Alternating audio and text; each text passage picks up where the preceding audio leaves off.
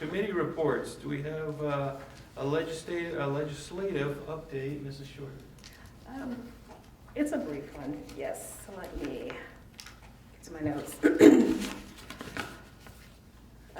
So House Bill 126 pertains to the rights or the right of the board to use the Board of Revision process to essentially raise concerns or challenge a property tax assessment. And this is something that school boards do pretty often. I don't think it's done in a manner, I guess, that would be perceived as, malicious or anything like that. School boards do it because they are dependent upon property taxes. So as of right now, House Bill 126 or 126 has received, I think, 24 votes, 24 to 7. And the last opportunity to stop this bill moving forward is when they come back in session. So they're going to be back in session and meeting specifically on this January 19th. The issue at hand, as I stated before, is that this law would really curtail the ability of districts to challenge a property tax assessment that they believe undervalues a property and hence would reduce those receipts that would come into the district's coffers. And so school boards are elected, and there should be respect for the board's ability to challenge these type of things. And we've had to have this conversation many times. We've had to look at this. Sometimes there are disagreements between what an assessed value is versus, what it's presented as. And boards should have the right to have discussions and to challenge when they believe that the interests of the district are not basically being pushed forward. So if this bill does become a law, that will severely limit what we're able to do. Basically, you can still have it on a board's resolution, but you can only have one. So there's certain things that are just being put in place that will limit our right to the Board of Revision process. So I just wanted to bring that to your attention. I haven't specifically spoken to Nancy about it as to how that would impact our fiscal budget. We can't really answer that, but I just want to make you aware that these are the types of things that school boards are having to deal with in the state of Ohio right now. Things that limit our power and limit our rights to advocate for our districts and for the district, for the students, for the teachers, for the community members. And that's all. That's House Bill 126. Are there any questions? Yeah, I don't want to put you on the spot, but why would they feel the need to pass the House bill that would limit simply asking these questions? I can, you know what, I am going to defer to our treasurer, Mrs. Lane. I will clarify that just a little bit more. So right now, the district's allowed to file, and John, please back me up. We're allowed to file complaints when we see, for instance, a sale that's happened in a business. We'll just take business, for instance, because that's mainly what we file on. We don't file on residents. And let's say that's sold for $1 million. The auditor's office has it on the books as $500,000. So we are allowed presently to file a complaint to say, could you explain to us why you don't have the value at $1 million when it just sold for $1 million and it's $500,000 on your books? So Mr. Clemens and I attend a hearing to see the purchaser's reasoning or the Board of Revision's asking for evidence of why that should be valued a certain way. This bill disallows that initial complaint to be filed by a Board of Education. This bill only allows you to file a counter complaint.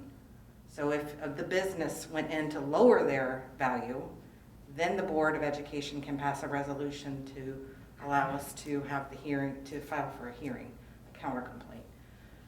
In essence, the bottom line is, in my opinion, the legislature is trying to limit the power, again, limit the powers of the Board of Education, but also to allow mainly businesses to not pay their fair share and put it back on the residents.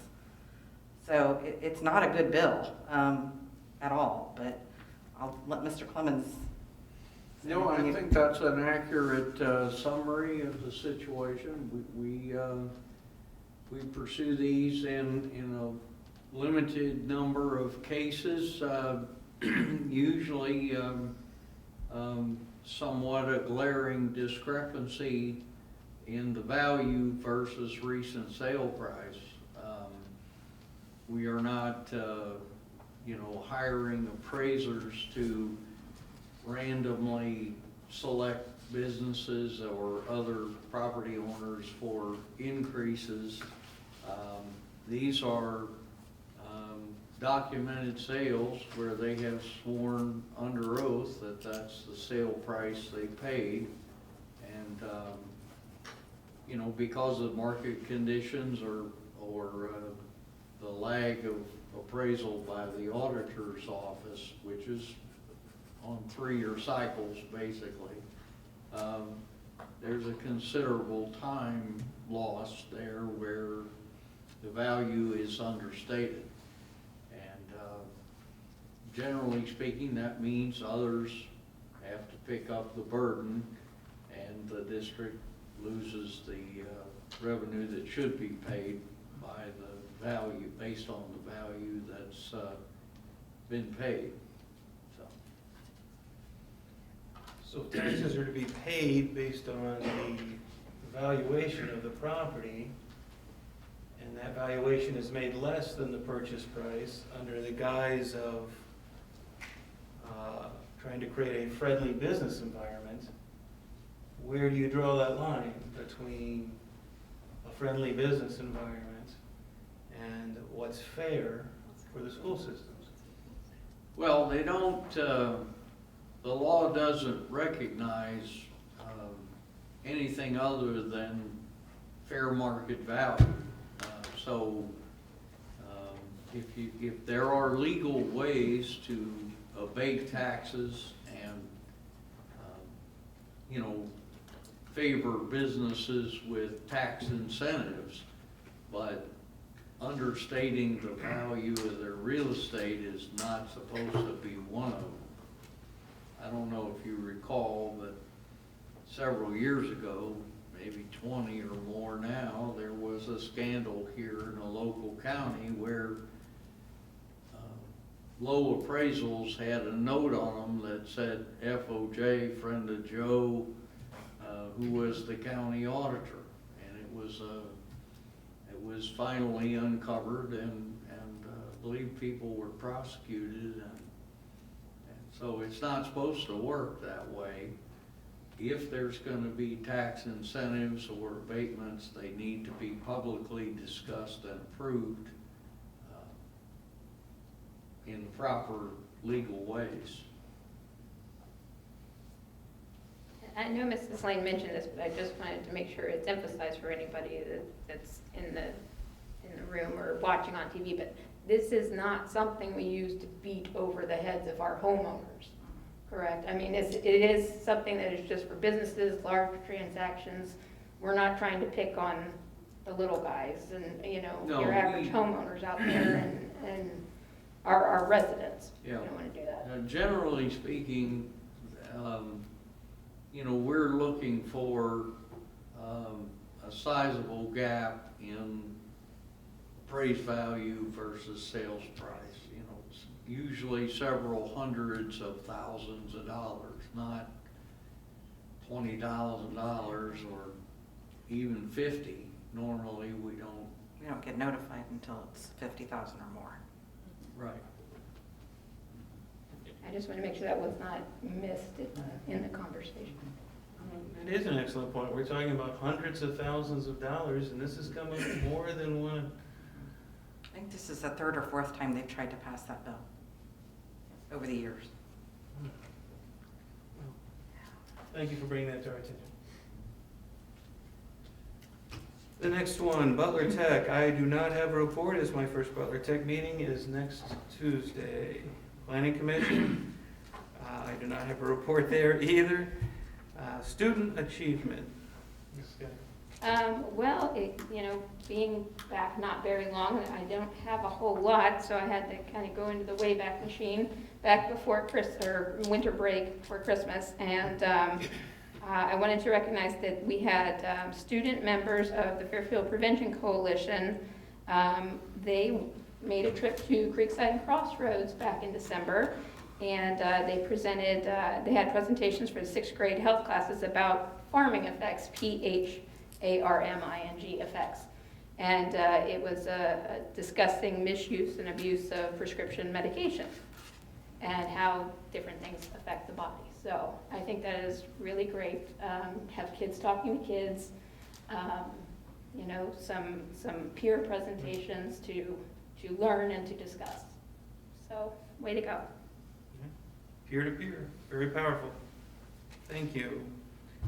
Parks and Recreation, Mr. Clark. Yep, I just want to add, that's exciting to hear that about the kids, because the Prevention Coalition has gotten more involved in the middle schools in the last year, and that's exciting to hear. So thanks for bringing that up.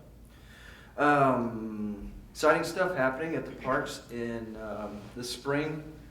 They're getting new golf carts at the golf courses, GPSs, and they're going to be able to guide, stop people from driving where they shouldn't be driving. This helps wear and tear. Help you judge the ball. The GPS system is really cool. So that's coming. Those have already been ordered and on the way. Should be here probably by April. So that's pretty cool. Harbin Park, that new playground area is going to be starting construction on that soon. Hopefully it'll be done by summer. So that playground area where the volleyball net is and the old playground set, from that area all the way over will all be revamped, remodeled into a new playground area. So I'm excited about that. Again, that's at Harbin Park. You might like the Eagles. You might remember the Eagles. A lot of us may remember the Eagles. January 22nd, Saturday, Seven Bridges is the Eagles tribute band at in Fairfield at the theater there. So if you like the Eagles, concert 22nd of January, and it's going to be exciting.